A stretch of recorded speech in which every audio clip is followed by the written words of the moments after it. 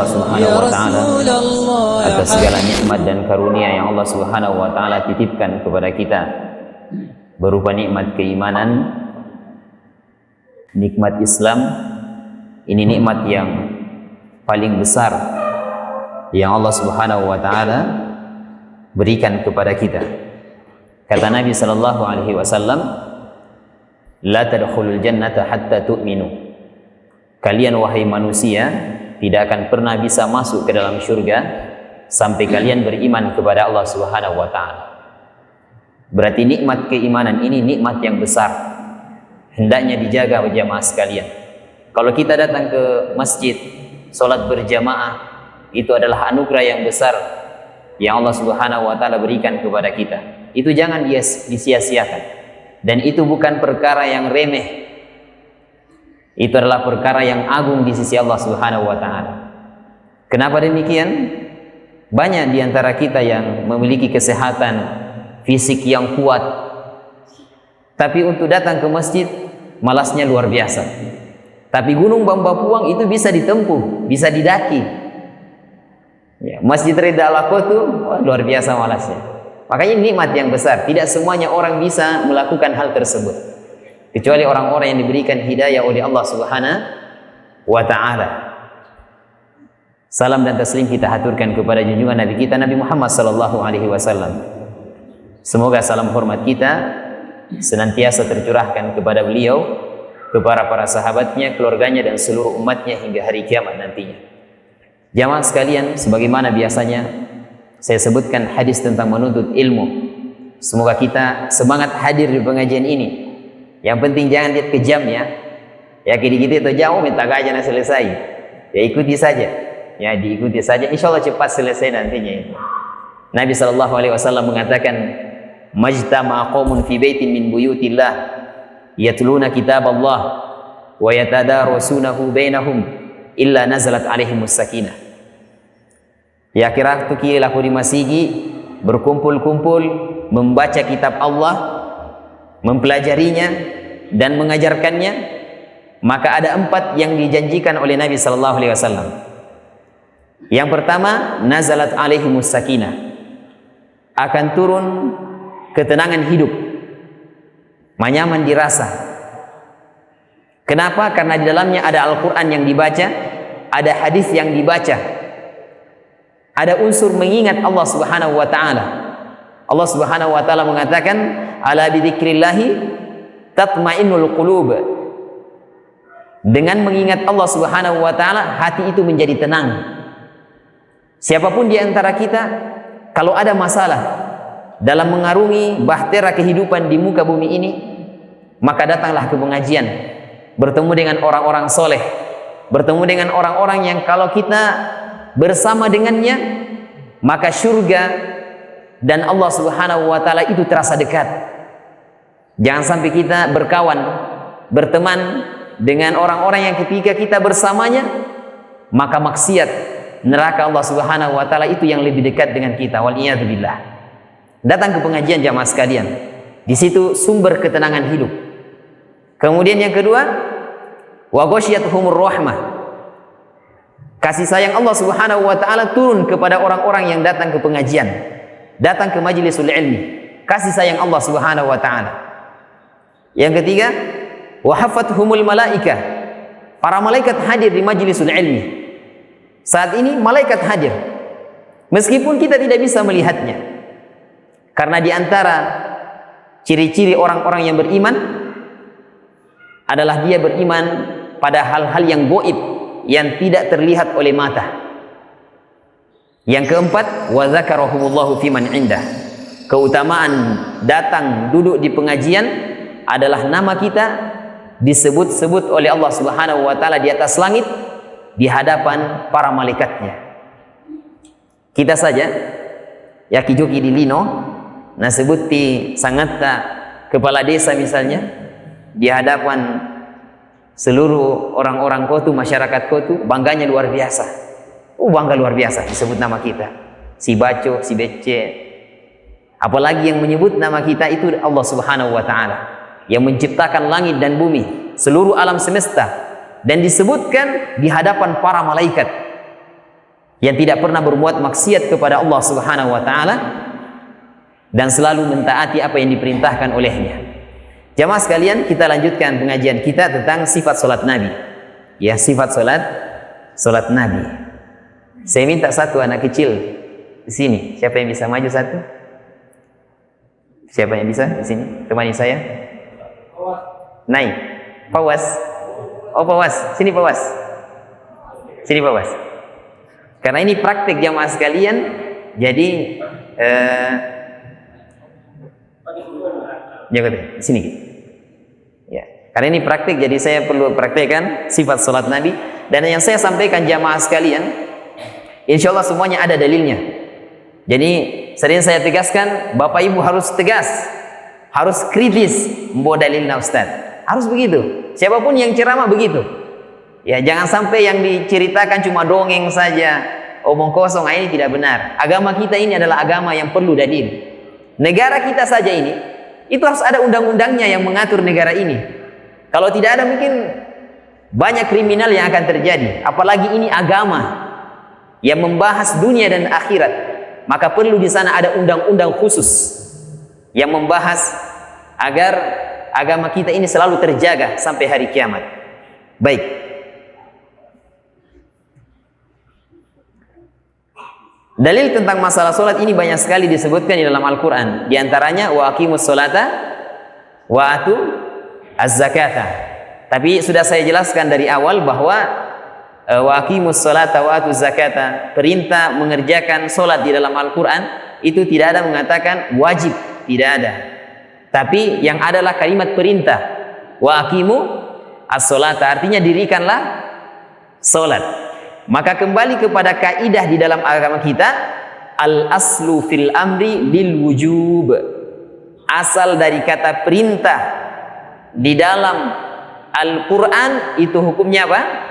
Wajib untuk ditaati. Atiullaha wa atiur rasul, taati Allah, taati Rasul, wa ulil amri, dan pemimpin. Di situ tidak ada kata wajib, tapi karena dia adalah perintah maka itu wajib jadinya. Ya, al aslu fil amri lil wujub. Ini dihafal jamaah sekalian ya. Asal dari kata perintah di dalam Al-Quran maupun sunnah itu hukumnya wajib. Hukum orang yang meninggalkan solat. Hukum orang yang meninggalkan solat. Semua ulama sepakat bahwa orang yang berzina itu tidak keluar dari agama Islam. Orang yang berzina itu tidak keluar dari agama Islam. Tapi ulama berbeda pendapat masalah orang yang meninggalkan solat. Kata mereka, yang pertama, orang yang meninggalkan solat karena tidak mau meyakini kewajiban solat tersebut, maka dia dihukumi keluar dari agama Islam. Yang kedua, orang yang meninggalkan solat karena dia malas.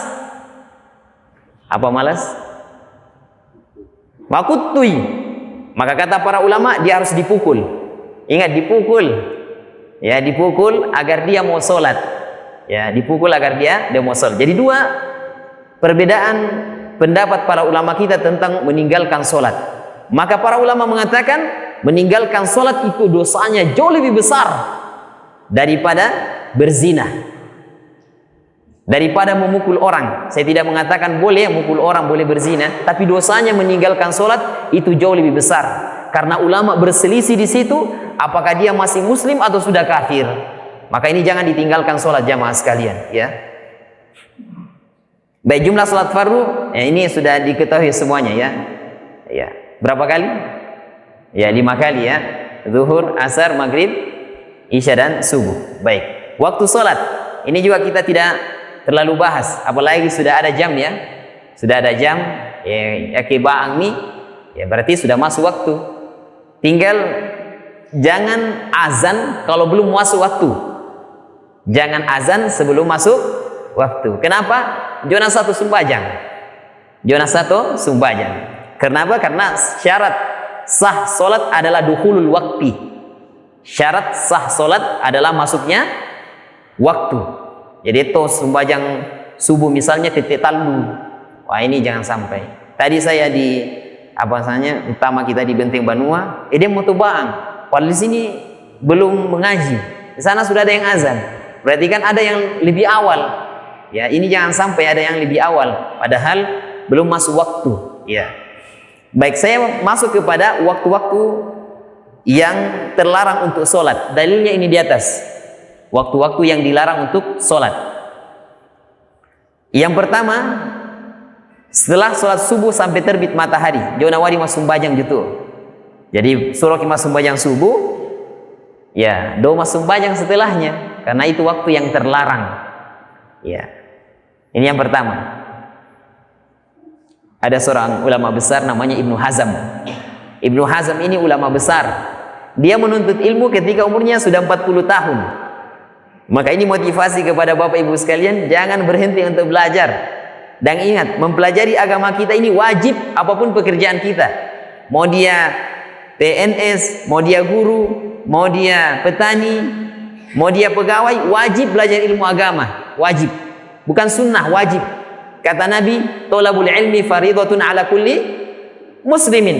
Menuntut ilmu wajib bagi setiap muslim, bukan sunnah, wajib. Baik. Ibnu Hazm ini, dia masuk ke dalam masjid, kemudian dia langsung duduk.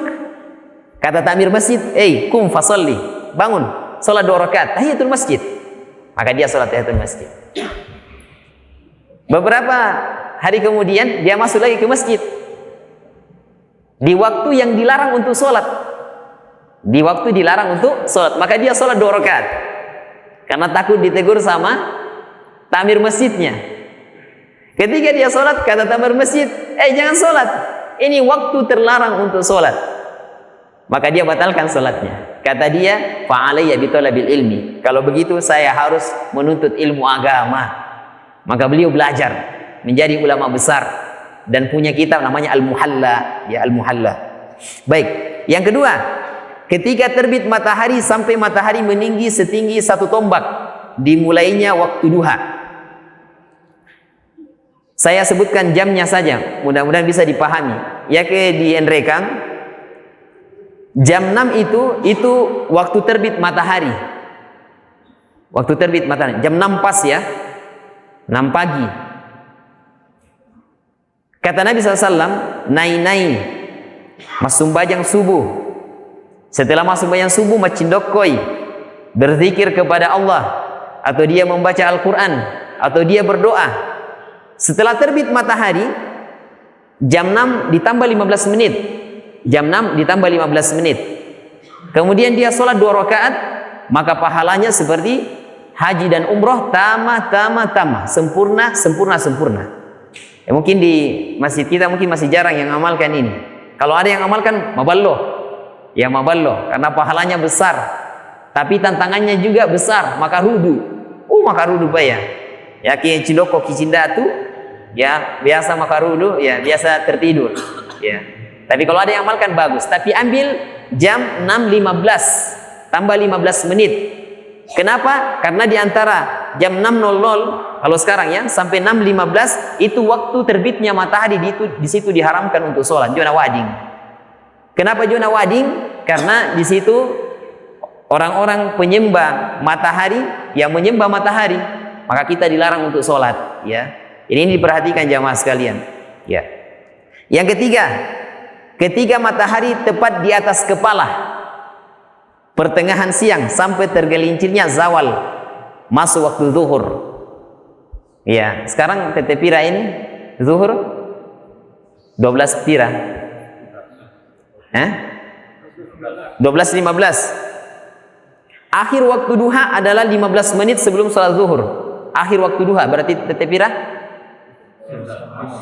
11.45. Berarti itu akhir duha.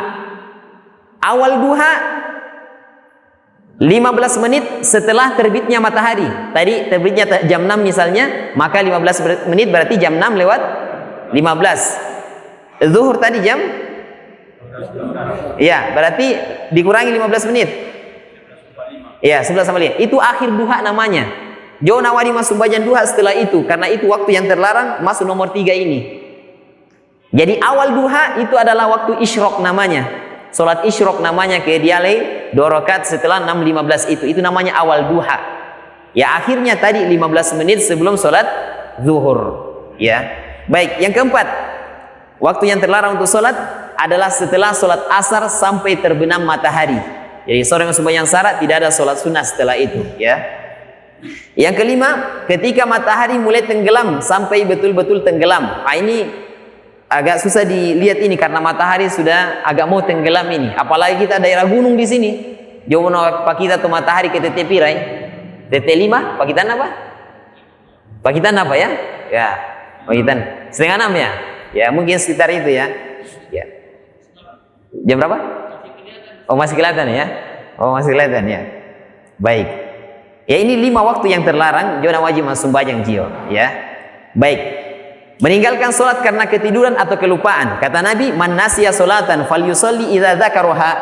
Nai tak lupa melaksanakan sholat, maka hendaknya mengerjakan sholat tersebut ketika ia teringat dengannya. Misalnya ke subuh misalnya, mungkin kita ketiduran, ternyata kita bangun jam 6 atau setengah 7, maka kita diperintahkan sholat di waktu tersebut. Meskipun itu waktu terlarang. Meskipun itu waktu terlarang. Jadi saya ulangi, ya ada orang matindo misalnya subuh, kemudian lewat setengah 7 orang motong, maka dia sholat di waktu tersebut, ya. Dia sholat di waktu tersebut. Ya. Demikian juga ketika dia ingat, dia misalnya lupa sholat zuhur, ternyata masuk asar, maka dia sholat zuhur di waktu asar. Baik. Sekarang masuk pada tata cara sholat. Yang pertama, niat. Ini sudah menjadi rukun yang pertama, niat. Ya, niat. Saya sudah jelaskan kemarin, dari rumah kemudian datang ke masjid, mau ngapain? Yang sembahyang, itu namanya niat. Niat sangat natijio. Ya, tinggal nantinya niatnya buat siapa, kan begitu? Niatnya buat siapa? Ada orang wajah masigi, ya niatnya karena mau dilihat sama tetangganya, niatnya karena marajing mas sembahyang, niatnya karena menegakkan perintah Allah Subhanahu wa taala. Niat, ya. Ada orang pagi-pagi bawa cangkul ke kebun, mau ngapain? Mau ngapain? Mau bertani kan? Tidak ada mau paguri jadi warna. Tidak ada yang begitu. Dia pasti niatnya ke sana untuk ya berkebun, kan begitu. Jadi niat itu tempatnya di hati. Yang kedua, berdiri jika mampu. Ya bisa ya berdiri. Kalau tidak bisa, cindoko. Kalau tidak bisa, berbaring. Kalau tidak bisa, dengan isyarat. Kalau tidak bisa, disembajang ngiranya.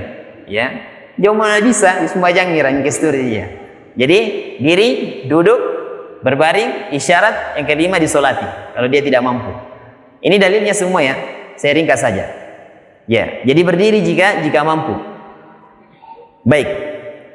Sekarang cara takbir sekarang. Jadi matololaku mau di kiblat. Sekarang cara takbir. Kadangkala beliau mengangkat kedua tangannya sejajar dengan kedua telinganya. Ini cara yang pertama. Sejajar daun telinga, seterusnya sejajar dengan daun telinga. Perhatikan. Diri. Biar macam ini. Sejajar dengan daun telinga, angkat tangannya. Dan ingat direnggangkan ya, tidak begini, tapi begini, direnggangkan, renggangkan. Ya, sejajar dengan daun telinga. Ini cara yang pertama. Cara yang kedua adalah sejajar dengan bahu, bona bahu. Kasturun ya, kasturun sedikit sini, sejarin kasih lurus tangannya ya, jangan lemas. Sudah makan? Sejajar ya, sejajar dengan bahu ya, ini sejajar. Jadi bapak ibu, ini dalilnya di atas ya, ini dalilnya, baca sendiri ya. Kemudian ini dalilnya yang sejajar dengan bahu ya. Mau ambil yang begini, mau ambil yang sejajar dengan daun telinga, boleh, dua-duanya boleh ya. Duduk. Ini namanya adalah manhaj. Saya ulang, ambil yang begini atau yang ambil yang begini, ini namanya manhaj. Apa itu manhaj? Seluruh metode, cara-cara yang datang dari Nabi. Seluruh metode atau cara yang datang dari Nabi. Mana dalilnya? Itu di atas. Kan tidak mungkin kita langsung terapkan dua-duanya. Toh, tidak mungkin langsung baca Allahu Akbar. Jangan bisa kan ya? Kita harus apa? Ya dipilih salamnya sana. Yakin dipilih salamnya sana, maka kita disebut dengan bermadhab. Kupilihkan itu suruh karena menyama kurasa misalnya. Saya milih yang begini karena mungkin dalilnya lebih kuat, terserah ya. Ya jelasnya saya sudah sampaikan dalilnya, pilih 1, 2 ya. Tidak ada, mohon maaf ya, tidak ada yang begini. Tidak, jangan bilang lebih tinggi lebih bagus, tidak ya. Ya 1, 2. Cuma 2 cara untuk mengangkat tangan dalam hadis Nabi sallallahu alaihi wasallam. Ya. Selanjutnya takbiratul ihram dan mengangkat tangan. Yang pertama, kadangkala Rasulullah sallallahu alaihi wasallam mengangkat kedua tangannya bersamaan dengan takbir. Saya ambil yang simpel saja ya, yang sejajar dengan dua telinga misalnya. Allahu Akbar. Bersamaan takbir. Allahu Akbar. Coba kira mana? Bersamaan. Allah. Takbir kemana? Takbir. Allahu Akbar. Allahu Akbar. Ya begitu ya. Jadi bersamaan. Yang kedua, kadangkala beliau sallallahu alaihi wasallam mengangkat tangan sebelum takbir. Jadi kami memahami di mana Nabi SAW. Allahu Akbar. Itu dibolehkan. Dalilnya di atas ya. Dalilnya di atas. Jadi sudah 2 caranya ya. Bersamaan, kemudian mengangkat tangan duluan, baru takbir. Yang ketiga, kadangkala beliau sallallahu alaihi wasallam mengangkat tangan setelah takbir. Ya, jadi Allahu Akbar. Ya. Jadi talu caranya ya. 3 caranya. Yang pertama bersamaan takbir dan angkat tangan, yang kedua angkat tangan dulu baru takbir, yang ketiga takbir dulu baru angkat tangan. Jadi talu caranya. Semuanya ada dalilnya. Jadi sekali lagi silakan dipilih salah satunya, maka disebut apa? Ya bermadhab. Tapi seluruh ketentuan itu disebut apa? Ya manhaj. Ingat ya manhaj. Ya meletakkan tangan kanan di atas tangan kiri di dada. Ingat, tangan kanan di atas tangan kiri. Jadi Allahu Akbar, kiri dulu baru kanan. Tapi ini mohon maaf ya, tidak bisa diputar. Ya, tidak bisa diputar. Allahu Akbar. Tidak bisa. Ya. Karena itu tidak ada perintahan oleh Nabi kan ya. Ya, ada orang melogikakan, Ustadz, yang harusnya kanan dulu Ustadz, baru kiri masuk. Ya, jadi kanan kemudian diputar. Enggak begitu. Pokoknya kiri dulu baru kanan ya. Kemudian diletakkan di atas dada. Ini khilaf panjang di antara para ulama masalah ini. Ini dada yang dimaksud yang mana? Ya, di atas dada, bona dada. Bona barakang. Ya teh. Di atas. Kalau dibilang di atas berarti kan begini, di atasnya. Makanya ada yang melakukan seperti ini. Karena menganggap di atas berarti di atasnya. Ada di atas berarti di atasnya yang dimaksud begini. Ya. Dalil yang lain adalah di perut. Ya, dalil yang lain di perut. Jadi talung ini deh. 1, 2, kemudian 3, kemudian yang keempat, mazhab dari Imam Malik tidak sama sekali bersedekap. Tidak sama sekali bersedekap. Jadi pas dia takbir Allahu Akbar, maka dia begini saja. Makanya Bapak Ibu yang pernah haji dan umroh, pernah ya? Itu akan temukan yang seperti itu. Orang yang ketika sholat seturukan itu. Ya seturukan itu. Disangin juga nama sembahyang, ternyata dia bersembahyang. Ini sengaja saya sebutkan Bapak Ibu. Sekali lagi sengaja saya sebutkan biar kita paham. Dan tidak mudah menyalah-nyalakan orang. Ini perlu fikih yang seperti ini. Saya lihat kebanyakan kaum muslimin magampang gaji napa salah tu tahu karena dia tidak tahu ilmunya. Mesara tahu ilmu na tahu, no sense. Ya. Maka kita sebutkan semua ini beserta dengan dalil-dalilnya, mana terbuka wawasan pikiran seperti ini, ya. Baik, kita lanjut. Melihat tempat sujud dan khusyuk. Ingat yang dilihat tempat sujud. Dilihat tempat sujud, bukan yang depan, bukan yang di samping, dan tidak boleh melihat ke atas, ya, tidak boleh melihat ke atas. Ya, ini bacaan iftitah, ini banyak macamnya ya. Ini kita tidak bahas karena Bapak Ibu yang hafal, ya Bapak Ibu yang hafal. Mau yang Allahumma ba'id, mau ini wajhtu wajhiya bisa, atau subhanakallah wa bihamdik wa tabarakasmuk wa ta'ala jadduk wa la ilaha ghairuk. Ini yang paling pendeknya. Mau itu juga tidak masalah, ya, tidak masalah. Kemudian baca ta'awudz. Jadi baca ta'awudz dulu, kemudian masuk kepada surat Al-Fatihah. Ya. Ini perlu saya jelaskan ini. Ustaz, bismillahnya dikeraskan atau tidak? Ada saya bahas di sini ya. Oh, saya tidak datangkan dalilnya. Intinya jamaah sekalian, membaca bismillah itu adalah suatu keharusan karena dia bagian dari surat Al-Fatihah. Khilaf di antara para ulama, apakah dipikacang itu suara atau dipipicui? Cuma itu saja.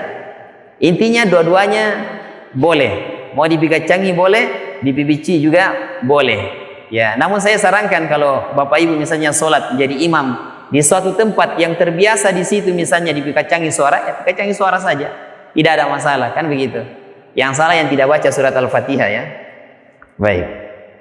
Setelah itu mengucapkan amin ya, amin. Kemudian membaca surat dalam Al-Qur'an ya, membaca surat dalam Al-Qur'an. Sekarang yang ruku ya. Mengangkat kedua tangan ketika hendak ruku. Bagaimana? Ruku ya. Takbir, Allahu Akbar. Kasih lurus tangannya, kasih lurus. Ya, Allah. Ya. Diangkat tangannya, jangan sampai tidak diangkat tangan. Kemudian yang pertama, meletakkan kedua tangan di lutut. Diletakkan seperti ini, bagus ya, bagus. Bisa turun ini? Enggak. Bukan. Ya. Ya, kadang-kadang. Kasih lurus. Baik. Yang kedua, menguatkan kedua tangan pada lutut. Jadi ini dijadikan kuat. Harus kuat ini. Ya, pasang kuda-kudanya harus kuat. Yang ketiga, membengkokkan tangan. Ini agak bengkok sedikit. Ini juga, ya, agak bengkok sedikit. Jadi jo nama lurus turute. Dalilnya itu di atas. Beliau membengkokkan dan menjauhkan kedua tangannya di samping badannya. Jadi membengkokkan begini sana. Ya. Ya. Tayyib. Kemudian merenggangkan jari jemarinya, direnggangkan seperti ini, ya. Jadi jangan rapat turute, ya, tidak rapat seperti ini dan tidak dikepal begini, tapi dia seperti ini, bagus ya. Ini siapa yang ngajari? Guru. Ya. Ketika ruku, posisi punggung dan kepala adalah lurus dan rata. Malur ini kata. Lihat di bahas ini. Ya. Wajah muka? Ya, lumayan ya. Jadi ini diantara caranya ya ketika ruku. Baik, sudah cukup.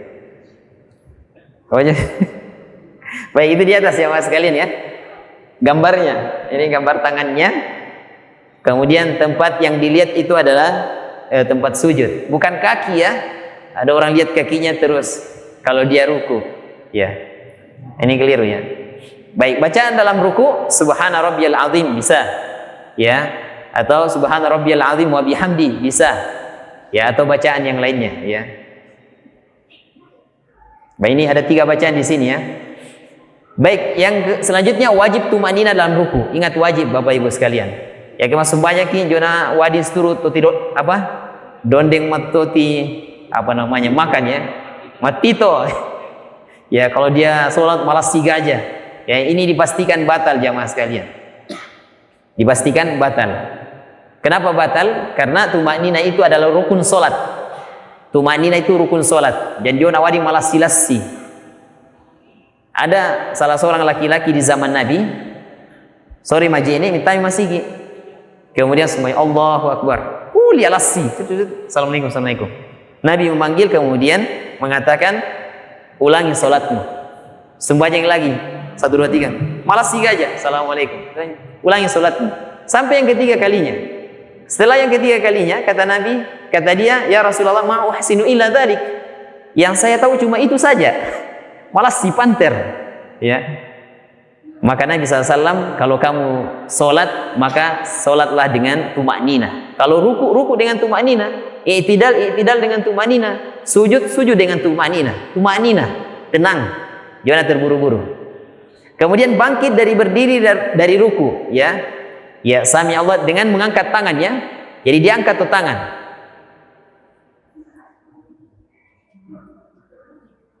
Ya, ingat diangkat begini, bukan bangkit dari ruku kemudian angkat begini. Tidak ada, ya. Jadi diangkat begini. Tapi ya, saya luruskan sedikit.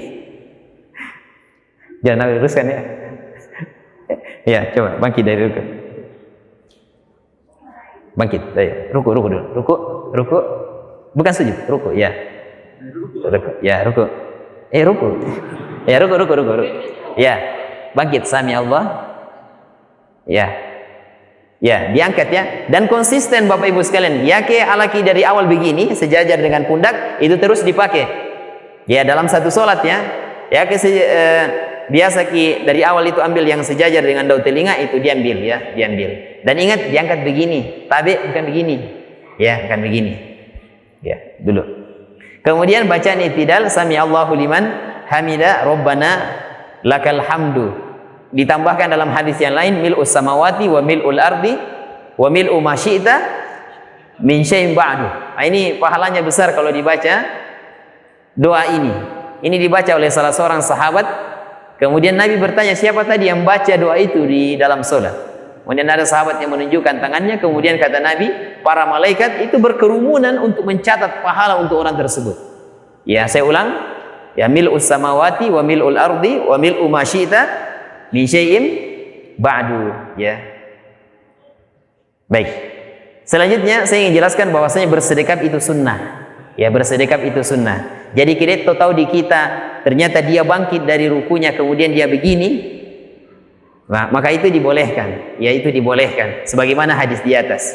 Adapun para sahabat diperintahkan oleh Nabi sallallahu alaihi wasallam agar meletakkan tangan kanannya di atas hasta kirinya dalam salat, yaitu ketika dia bangkit dari rukunya. Tidak masalah. Jadi kalau misalnya ada yang melakukan itu, bagus, tidak apa-apa, ya, tidak apa-apa. Ya, wajib tumanina ketika i'tidal.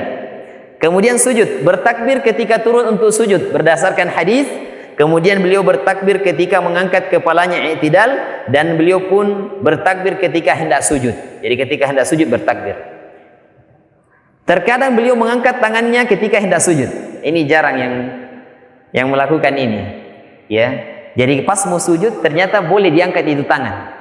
Kan biasanya kita kan langsung turun saja. Sekarang boleh diangkat tangan kemudian sujud. Allahu Akbar, sujud ke bawah. Itu dibolehkan. Sebagaimana hadis riwayat An-Nasa'i di atas. Sekarang bona di pajolo, tangan dulu atau lutut dulu? Boleh pajolo? Boleh pajolo? Lutut dulu. Tangan dulu. Ya, ulama kau tuh berbeda pendapat ini. Ada yang bilang tangan, ada yang bilang lutut. Bona mau jolo teh. Ya, saya sebutkan dalilnya. Yang pertama hadis riwayat Abu Daud dari Abu Hurairah. Hadis riwayat Abu Daud dari Abu Hurairah. Kata Abu Hurairah, ya kalau Rasulullah SAW, bahwasanya kalau kalian sujud maka letakkan tangan terlebih dahulu sebelum meletakkan lutut. Ini hadis yang pertama ya. Ini hadis pertama dari sahabat siapa? Abu Hurairah. Jadi Abu Hurairah mengatakan Nabi bersabda, letakkan tangan dulu baru lutut. Hadis yang kedua dari Wail bin Hujr. Riwayat siapa? Abu Daud. Sama kan ya? Ya tongena Abu Daud. Sekarang Abu Daud juga. Tapi beda sahabat. Yang tadi Abu Hurairah, yang sekarang Wail bin Hujr. Wail bin Hujr mengatakan, Ra'aitu Nabi sallallahu alaihi wasallam. Saya melihat Nabi SAW meletakkan lututnya terlebih dahulu, kemudian tangannya. Jadi apa kesimpulannya? Pakai koreng, cocok ya. Dua-duanya dibolehkan. Ya, dua-duanya dibolehkan. Mau yang pakai tangan silakan, mau yang pakai lutut silakan. Yang penting do pakai kide ya. Ya. Oke ya? Ya, seperti itu. Ya. Baik, sujud dengan 7 anggota badan. Ini perhatikan jemaah sekalian. Ya, khususnya yang panjang-panjang rambutnya ya, atau yang tidak pakai peci misalnya. Kata Nabi, saya diperintahkan untuk sujud dengan 7 anggota badan. Ya. Yang pertama adalah dahi. Ini dahi. Berisyarat ke hidungnya. Jadi ini dihitung 1 ya. 1. Yang kedua telapak tangan. Ini sudah berapa? 1, 3. Kemudian yang kedua kaki. Ya, lutut ya. Berapa Mi? 5. Dan kedua ujung kaki. Ya, kedua ujung kaki. Itu di atas. Jadi dahi, kemudian kedua telapak tangan 2, dihitung 2, berarti 3, kemudian 45 lutut, yang 45, kemudian yang terakhir 67 adalah yang di belakang, ya, yang di belakang. Itu semuanya harus rapat. Ya, kejuana rapat, para ulama kita mengatakan itu batal salatnya, ya, batal salatnya. Ya, makanya jangan diangkat hidung ketika sujud, ya. Jangan diangkat hidungnya. Dan kalau panjang rambutnya pakai songkok, ya, pakai peci. Ya, posisi sujud sekarang. Yang pertama, letakkan tangan, angkat siku. Ini mana? Menghadap sana, di kiblat. Menghadap kiblat. Sujud. Sujud, sini, sujud. Ya, sini. Sujud. Sujud. Ya, yang pertama, letakkan tangan, kemudian angkat siku. Ini diangkat. Ya, diangkat. Ini bagus, ya, sudah diangkat. Bisa maju-maju sedikit. Bukan ini maju, ini mundur. Mundur lagi. Ya, oke. Lagi? Ya, oke. Oke. Jadi diangkat tangan siku, ya, ini. Bentangkan tangan. Ya, kata sahabat Nabi SAW itu membentangkan kedua tangannya hingga kelihatan putih ketiaknya. Ini bentangkan. Dibentangkan. Ketika salat apa ini? Ketika salat apa? Ya, salat sunnah, salat sendiri atau sebagai imam. Jangan diperhatikan ini ketika salat berjamaah. Ini tajam ini soalnya ini. Mataran ini. Ya, di sana kan nakide. Yang ketiga, tangan sejajar 2 telinga. Kasih sejajar dengan 2 telingamu. Tantang menciri, le. Ya, sejajar dengan 2 telinga. Ya. Yang keempat, merapatkan jari, kasih rapat jari. Kasih rapat. Itu juga, sebelahnya juga. Kasih rapat, bukan ya, kasih rapat, ya. Yang kelima, menghadap kiblat. Berarti tinjauan awalnya seterusnya.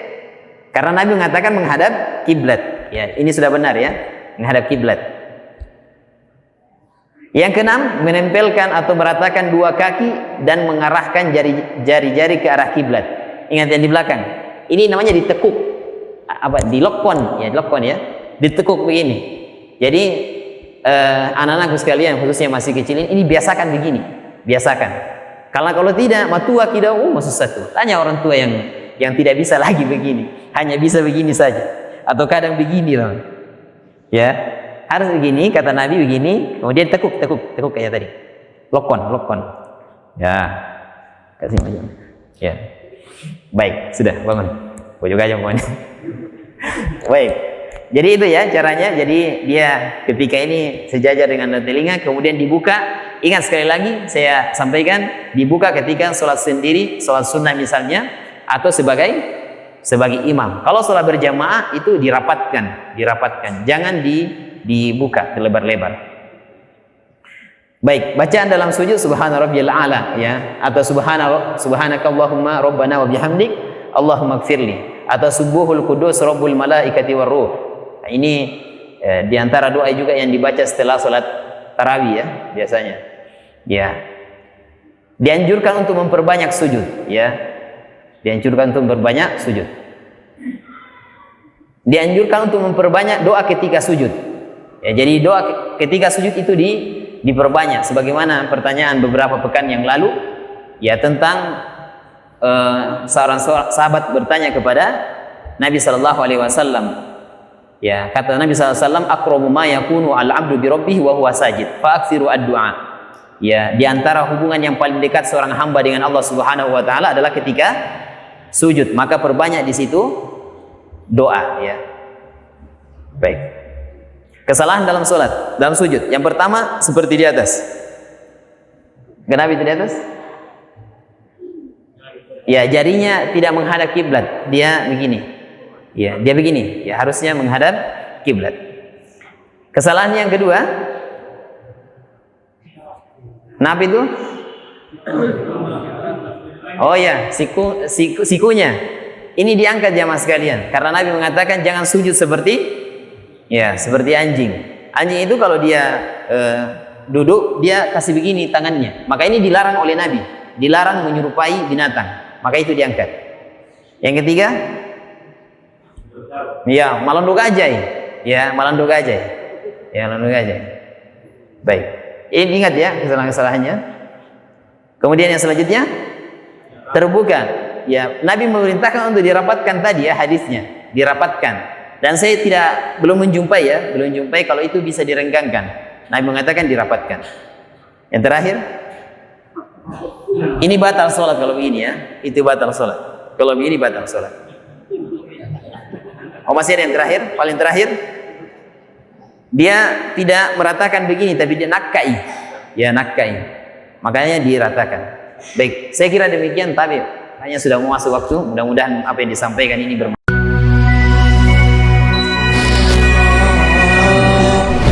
حبيب الله يا رسول الله يا حبيب